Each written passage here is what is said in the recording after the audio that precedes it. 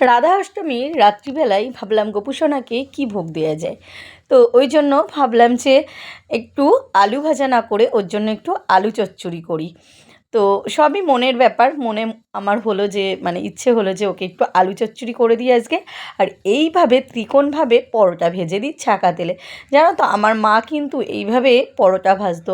পেটা পরোটা যেগুলো সেগুলো কিন্তু খুব কম করতো মা কিন্তু এইভাবে ছাঁকা তেলে এরকম ত্রিকোণ পরোটাগুলো ভাজতো। খেতে কিন্তু দারুণ লাগে আর পুরো ফুলে যায়। তাই ভাবলাম যে ওকে তো আমি লুচি দিই, আজকে একটু পরোটা করে দিই। মনে যা আসলো সেটাই করে দিলাম।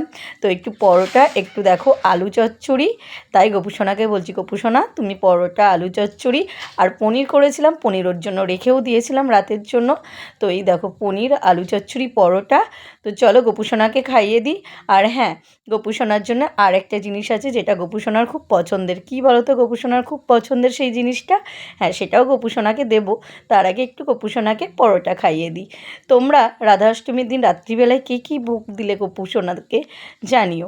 আমি তো গোপুসোনাকে রাত্রিবেলায় এই ভোগটাই দিলাম। তো কেমন হয়েছে গোপুসোনার ভোগটা বলো তো? ভালো হয়েছে না? আমার মনে এটাই এসেছিলো যে গোপুসোনাকে রাতে এটাই করে দিই। আর হ্যাঁ, চলো একটু পনির দিয়েও খাইয়ে দিই। আমি গোপুসোনাকে এইভাবেই খাইয়ে দিই। সবার লাস্টে দেখো মালপোয়া। তো মালপোয়া তোর ভীষণ প্রিয়, তাই দেখো মালপোয়া।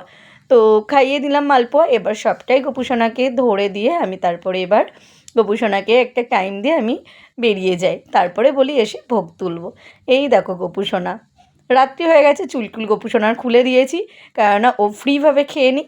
তো চলো সবাই বলো রাধে রাধে। ভিডিওটা কেমন লাগলো জানিও। টাটা।